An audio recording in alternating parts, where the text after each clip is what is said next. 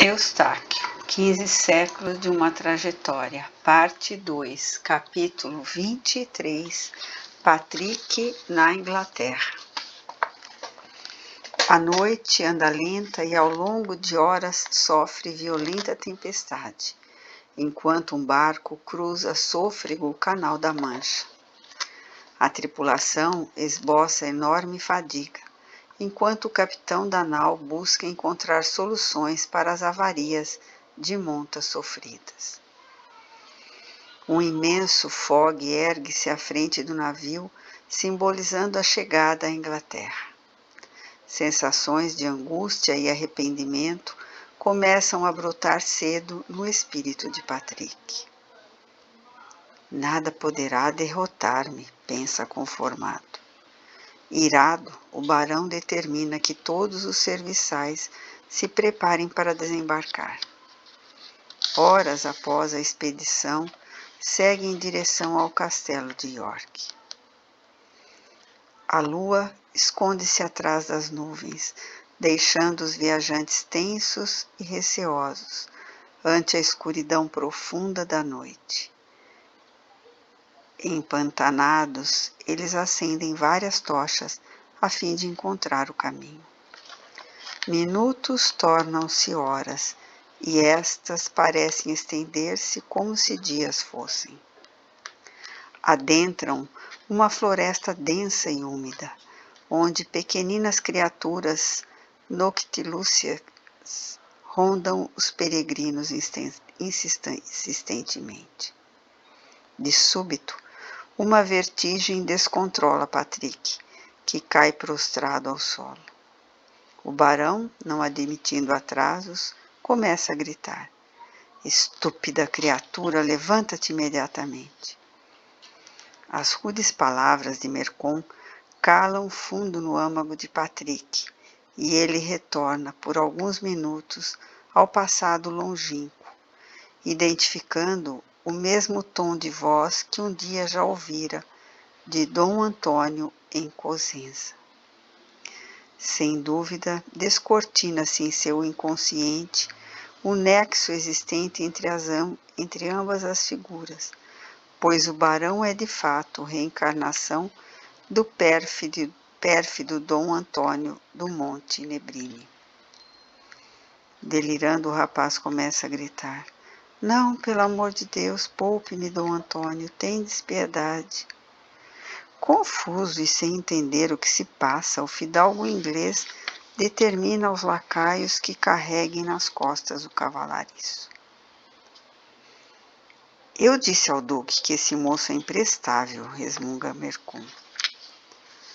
As ordens são cumpridas à risca, e o grupo prossegue a viagem rumo ao castelo de York, levando inerte o corpo do pajem. Na manhã seguinte, Patrick abre os olhos e à sua frente depara-se com uma mulher gorda e feiosa, com as mãos amparadas nos quadris, que o encara fixamente. "Quem és tu? Onde estou, senhora?" "Vejam só, um autêntico boçal com refinados hábitos." Risos. "Estamos nas terras de York, e tu estás confinado aos teus aposentos." "O estábulo."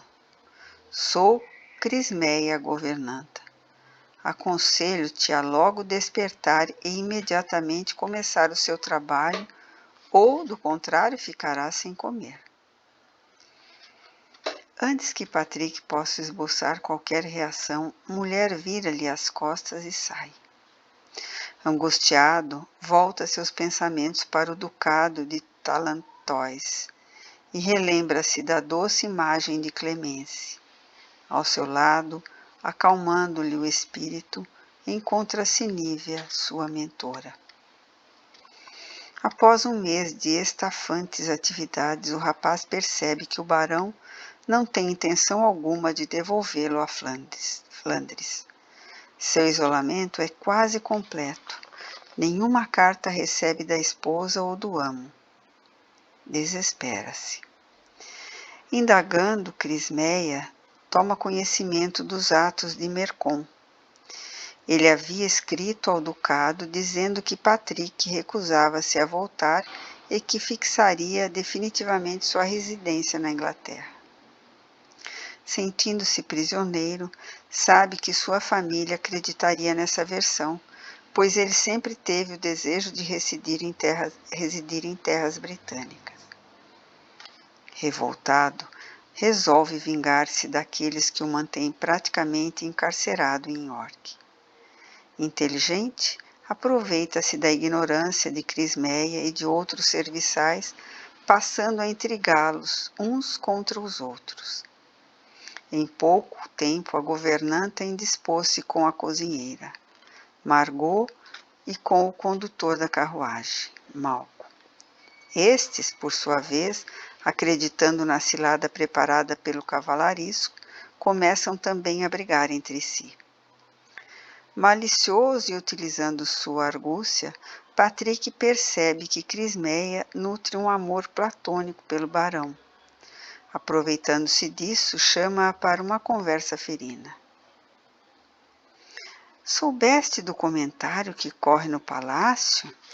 Que comentário? Oh, lamento, pensei que tivesse tomado a ciência das intenções do barão. Sinto ser eu o autor dessa notícia terrível. De que falas, Patrick? Deixas-me nervosa desse jeito. A baronesa está impondo a tua substituição. Acho que descobriu a traição. Como traição? Que absurdo! Todos sabem que és apaixonada pelo amo, não negues. Patrick apenas joga a isca, sem ter certeza do que fala.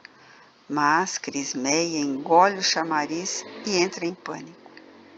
Sem terminar a conversa, a governanta principia um choro convulsível e enclausura-se em seus aposentos. O sol caminha trôpego para seu recanto, após longo e cansativo dia, acobertando-se atrás da lua que surge altaneira no céu da Inglaterra, quando um grito gutural ecoa pela pradaria. Assustados, os serviçais do castelo constatam vir da biblioteca o berro de pavor. Entrando na sala, encontram, dentre finas porcelanas inglesas estilhaçadas ao chão, o corpo inerte de Crismeia. Na sua mão ainda está o cabo de uma adaga, cuja afiada lâmina encontra-se cravada no seu próprio coração. A governanta suicidara-se à sua frente. O barão permanece lívido e estático. Esta mulher enlouqueceu. Entrou na biblioteca aos prantos e dizendo que se mataria se eu não a perdoasse. Tentou agarrar-me à força. Empurrei-a com vigor, naturalmente. Sem que pudesse evitar, ela sacou um punhal e violentamente enterrou no próprio peito. Jamais vi uma cena como essa em toda a minha vida. Incrédulo com os fatos que presenciou, o barão explica-se aos serviçais. O sentimento de culpa expande-se entre todos os presentes, cada qual achando ter a sua forma contribuído para esse resultado fatal. Tantas foram as intrigas cultivadas no castelo nos últimos dias, que outra não poderia ser a consequência. Após uma semana da morte de Crismeia, vários empregados demitem-se e deixam as terras de York. Patrick, regozijando-se, sente dominar a situação. Em breve é chamado à presença de Malcolm. Não sei que desgraça abateu meu baronato. De repente, vários empregados que há anos prestavam-me serviço largaram seus postos e desapareceram. Pareço viver em algum tipo de maldição. Necessito que tu assumas a direção do palácio, contratando novos serviçais. Senhor barão, sinto-me honrado com vossa confiança. Porém, o que queres dizer? Estás reticente? devo retornar a Calais a fim de rever minha família. Poderia, com a devida licença e submetendo-me à vossa esclarecida compreensão, propor-vos um trato. Um trato? Queres chantagear-me quando estou precisando dos teus préstimos? Em absoluto. Gostaria apenas de voltar a casa e poderia, de bom grado, auxiliar-vos neste difícil momento, contando com a vossa colaboração para depois. Está muito bem. Reconheço quando não tenho opção. Tu poderás partir tão logo a situação esteja normalizada neste castelo. Agora saia. Não quero ver-te mais à minha frente. Patrick trabalha arduamente ao longo de um mês e consegue repor no baronato todos os empregados que largaram seus postos. Reorganizada a vida no palácio, retorna à presença do barão. Senhor, humildemente solicito-vos permissão para deixar York, retornando a Flanders. Permissão negada. Continuarás dando-me assistência até os futuros jogos de Evesham. Houve um trato, senhor. Insisto com o devido respeito que seja cumprido. Eu fixo as regras em minhas terras, meu jovem. Conforma-te com isso, ou serás detido outra vez no estábulo por tempo indeterminado. Irado e sentindo-se traído de modo vil, o cavalariço saca um punhal e, sem vacilar, arremessa-o contra o barão, que se desvia instintivamente. A arma branca termina atingindo Sofia, baronesa de York, que acabara de entrar, casualmente, na biblioteca. Mortalmente ferida, a esposa do Mercon sucumbe diante dos dois atônitos espectadores. Não por acaso repete-se idêntica situação do passado distante. Carlo matara a esposa de Dom Antônio. Agora, outra vez, assassina-lhe a consorte. Colocados em uma situação de risco, em vez de resgatarem débitos mútuos do pretérito, acabam aumentando suas dívidas. E, segundo a lei de ação e reação, haverão de reparar o mal que erguem em seu caminho.